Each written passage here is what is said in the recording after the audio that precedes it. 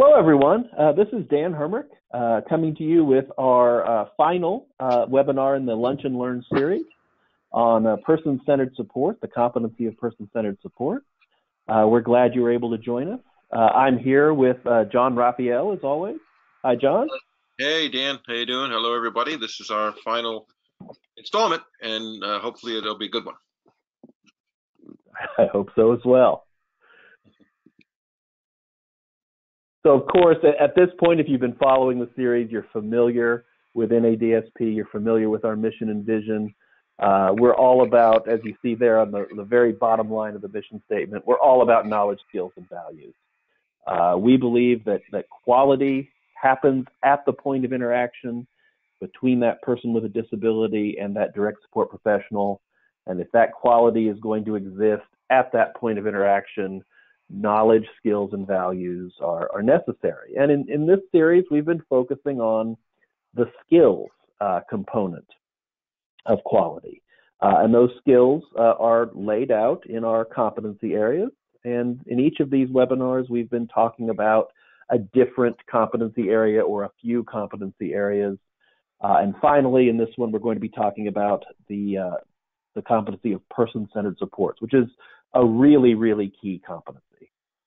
And of course, as John F. Kennedy Jr. said, we believe that quality is defined at the point of interaction between a staff member and the individual with a disability. You've probably heard us say that a few times if you've been following this series.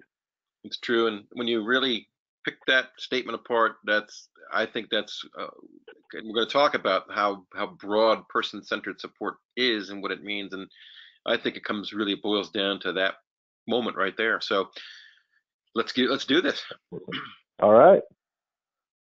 There they are. So there they are. Yeah. Those are the 15 NADSP competency areas, and of course we're focusing on area 14 this month, person-centered support. Yeah, and it's interesting now that this is the last in our series of these Lunch and Learn webinars, which obviously featured, these different competencies. Us, diving into them. It's interesting. I think this last one, and although I don't know if we designed this or not, but we're going to talk about it later. This particular competency is, like, we call it an umbrella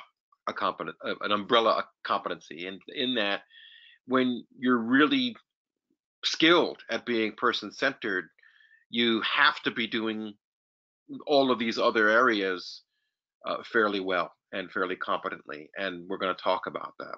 But I think person-centered, let's get right to it, right? Let's get after it. Yeah. I think we have a code of ethics, and the code of ethics, the first tenet in the code of ethics it says person-centered support. Out of the 9 parts of the code, person-centered support happens to be the first. And again, the statement is pretty obvious and it's pretty clear. As a direct support professional, my first allegiance is to the people I support. All other activities and functions I perform flow from that allegiance.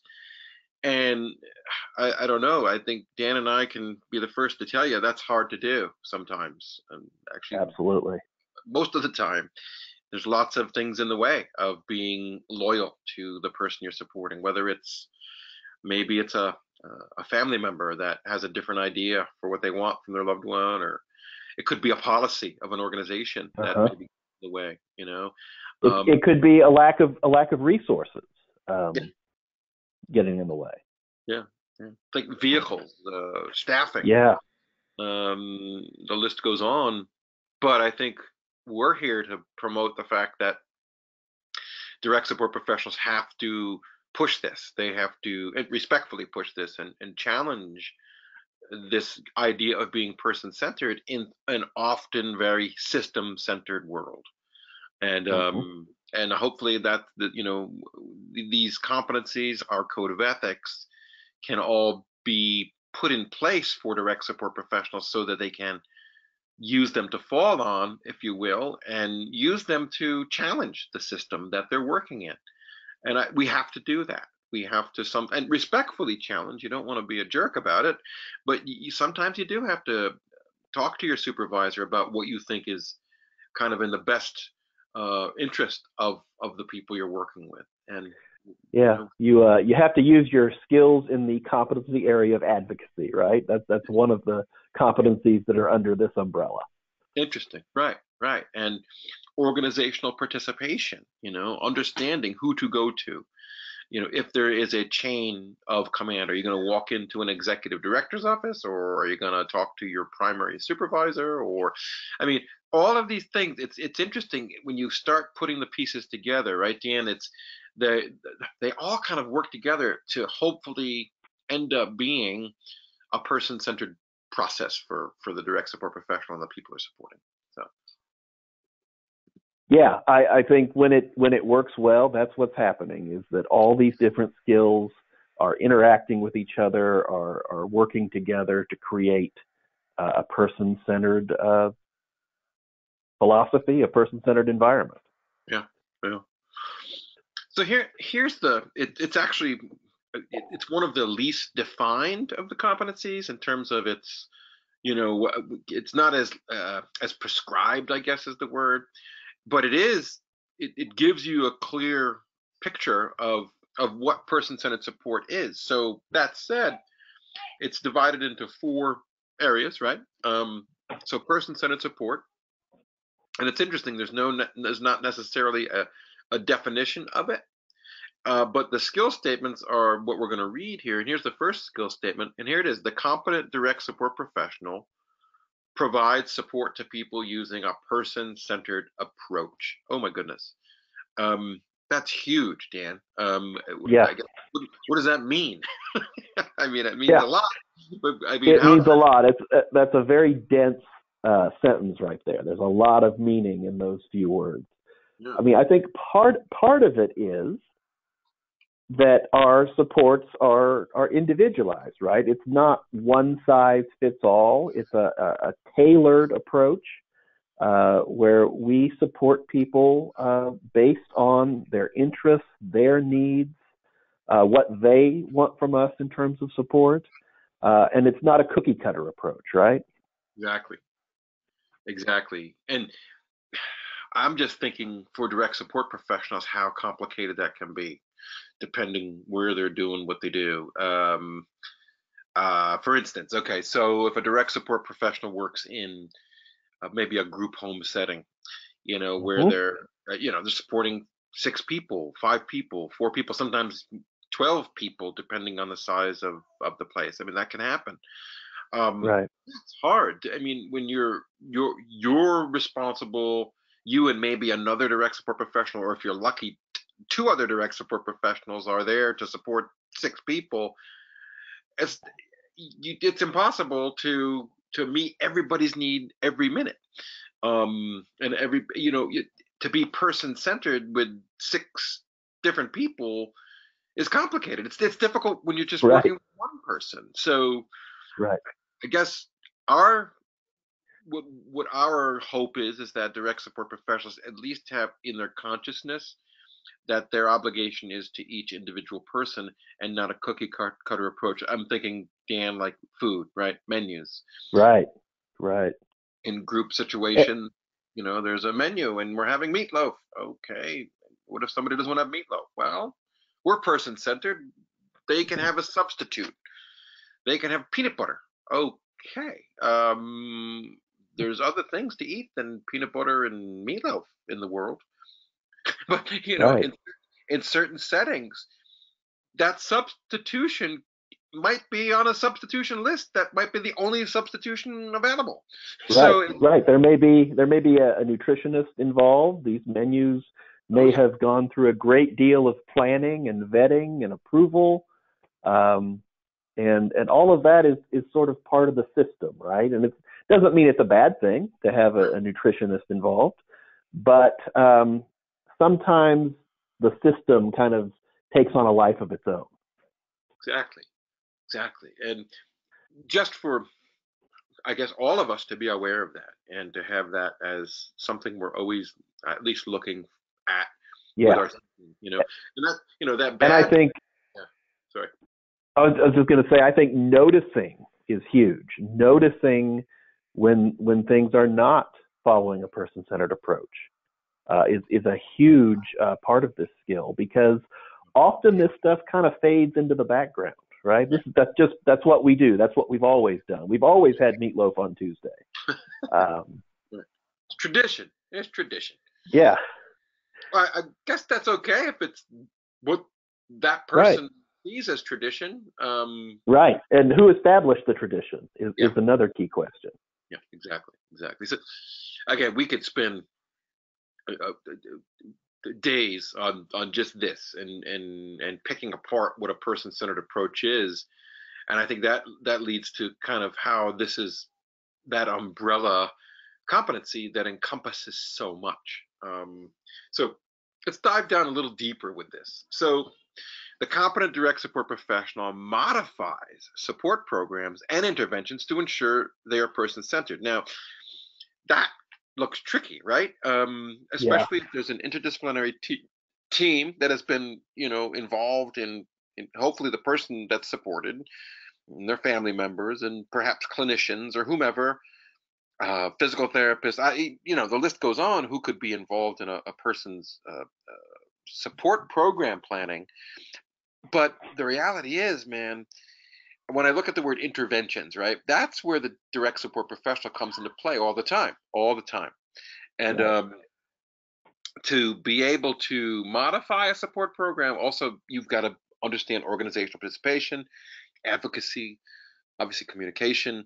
These are all elements of the other competencies that can get brought into this particular part of being person-centered in your approach.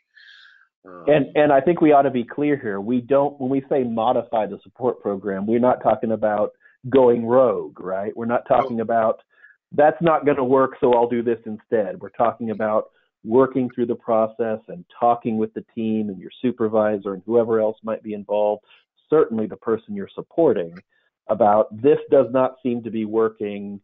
How can we change this? Yep.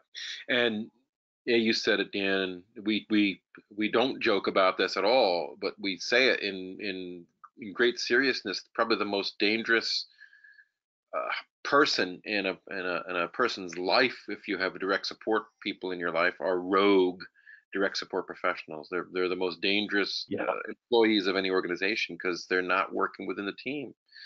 And that's our structure, and that's what pretty much every direct support professional in North America, they work in the context of a team, and that needs to be respected. And I think direct support professionals need to be respected too. And part of our mission, right, Dan, is that we are trying to get direct support professionals this recognition based on giving them a language and giving them these competencies so that they can add to that conversation. So. That's a toughie. And that badge, participant directed. I mean, what's a little bit more about that badge you can tell us, Dan? I love this badge because what it asks for is an example where a DSP has taken direction from the person they support and actually, follow the lead of the person that they support.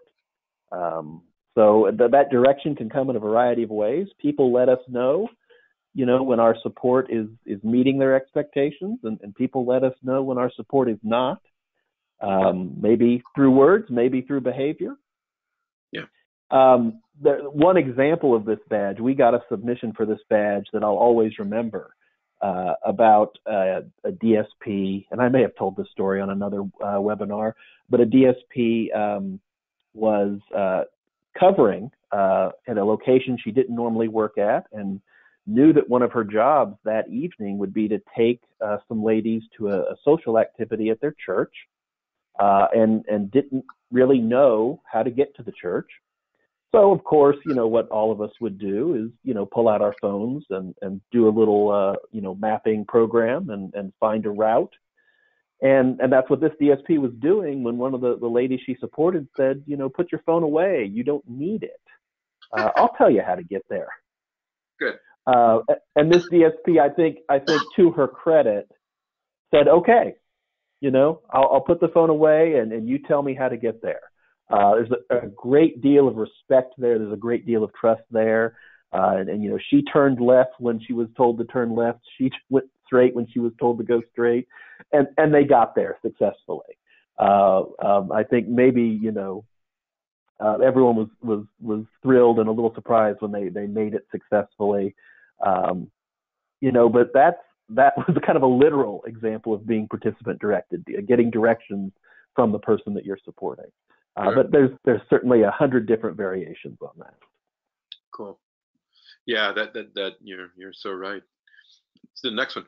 Um, the competent direct support professional challenges coworkers and supervisors to use person-centered practices. Now, I think there's a little bit of a caution there, Yeah. because I think we can get protective. We can get, I think, like we know better. That's just a human thing. But we got to be careful with that when we're actually challenging and helping others. I think to understand where we might have to go with something. And I think that's where direct support professionals are they're really good. They know the person they support better than anybody. And although that's wonderful, that has to be also respected and, kind of revered in that you're gonna maybe a supervisor wants you to do something with somebody, or maybe a clinician or whomever wants you to do something with somebody, and that they don't necessarily want to do it. It might be exercise, it could be going to some event, it could be whatever it might be. But in your heart of hearts that this person doesn't like it, they hate going to this, to that, or the other thing, and you want to advocate, right? You want to advocate with that Right. person, and it can come off sounding all different ways, and you got to be careful. But I think the root of this is that you are, again, the person well enough to be able to hopefully help them advocate for themselves. But in situations where that's not happening, sometimes you've got to go to the mat and, hey, look, this is probably not in the best interest today for so and so.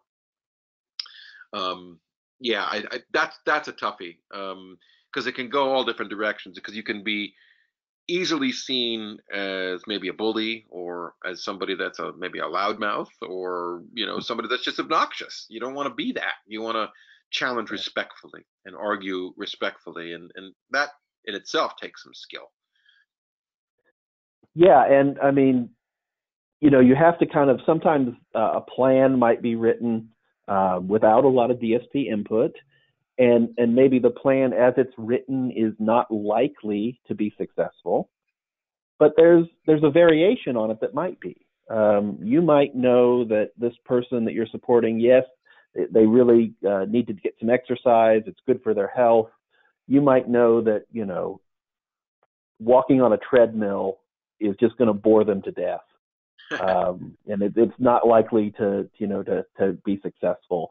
But walking around the neighborhood might be something that they would love to do. Exactly, and think of how to present that, in a way that comes off respectfully. I think that's Right. where that's the heavy lifting, that you got to do if you're going to be truly helping somebody with, certainly plan implementation, but that notion of challenging coworkers. So there's the last one here. I think this is a tough one. I think it's a tough one for all of us. I mean, I've been doing this work for many years, several decades, and I still I get confused and overwhelmed with all the different person-centered planning techniques that are out there. But here, our competency says this right at the end. It says the competent direct support professional is knowledgeable about person-centered planning techniques. Okay, that's good. And the competent direct support professional assists individuals in developing person-centered plans. I think this is all well and good. I think this is important. But we do know that person-centered planning is still, even it's been around so long, it's still something that's not completely done in organizations or with Right. people with disabilities. There's different levels of it. There's some organizations that are just discovering what person-centered planning is. Some organizations have been doing it 30 years. So, and among all those different levels and understandings of what person-centered planning is, it always comes back to who helps the person that's supported implement it. It's 9 out of 10 times the direct support professional. Right. So you have to have And some idea. Yeah, and you know what I have seen be really, really helpful and really, really successful is, you know, when that meeting is coming up, right? That annual or that every 6 month meeting to review that plan. I've seen DSPs, you know, maybe a week ahead of time, sit down with that person they support and kind of plan for that meeting and discuss that meeting and, you know, get prepared for that meeting. Um, Yeah, what do you want to be different? What should we bring up in that meeting? And that can be extremely helpful. yeah, it sure can. You know what that does too? I think it just deepens the relationship between the DSP and that person, you know, because I mean that should be a time of celebration, you know, when your individual support plan is being administered or whatever. It should be a joyous time where you're reviewing progress you've made, and I think it's a time you can recount what you've done with somebody, and that should be, you know, through all the challenges you might have gone through. I'm sure most direct support professionals, they have these wonderful experiences of making a world of difference with people, and Right. that can do that's an important time, you know, for both. Absolutely.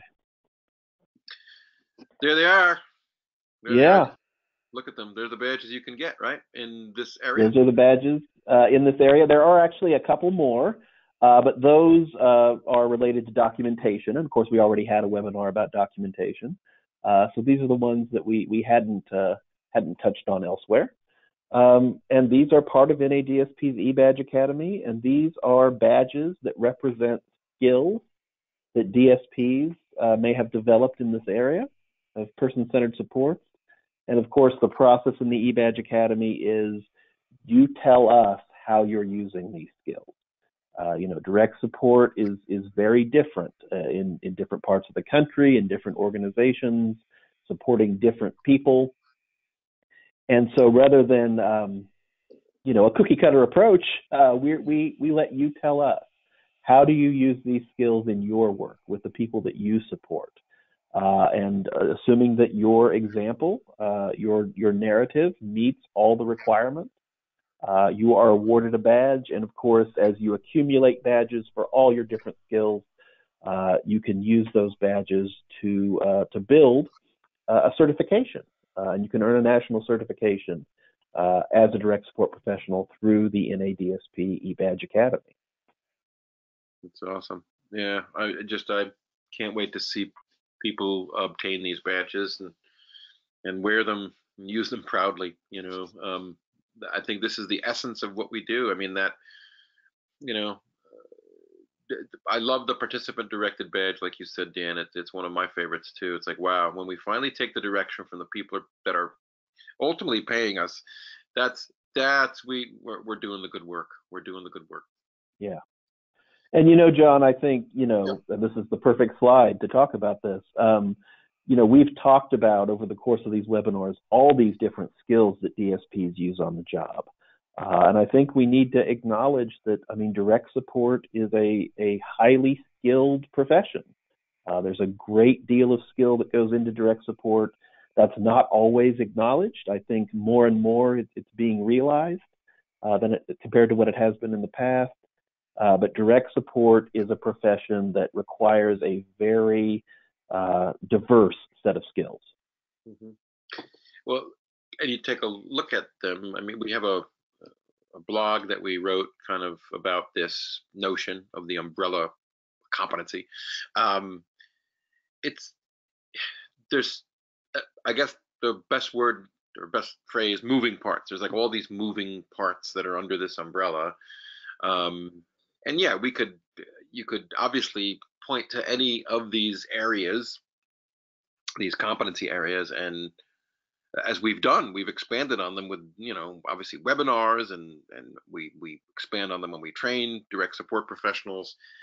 When you look at the appraisal process and the performance evaluation process for direct support professionals, when these things are being accounted for, yeah, you can't help but understand that if you're doing all this stuff in a pretty decent way, and you're pretty competent with these areas, you can't help but be person-centered, because I think that's the essence of our code of ethics, certainly, but it's also, I think, the design of these competencies, that they're all about helping people achieve outcomes that they want to achieve, and it just boils down to that.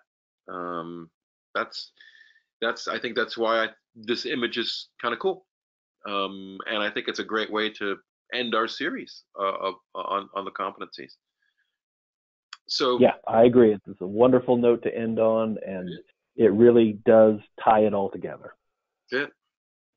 So we appreciate everybody listening for these past sessions that we've had on each of the competencies. Please don't hesitate to reach out to us at the National Alliance for Direct Support Professionals at the address on your screen. Please check out our Electronic Badge Academy, which is starting to grow in popularity throughout the country, and we're just thrilled to be able to offer this to our community of direct support professionals in the United States and, well, in North America. So thank you very much for listening, and Dan, thanks everyone. Appreciate your time.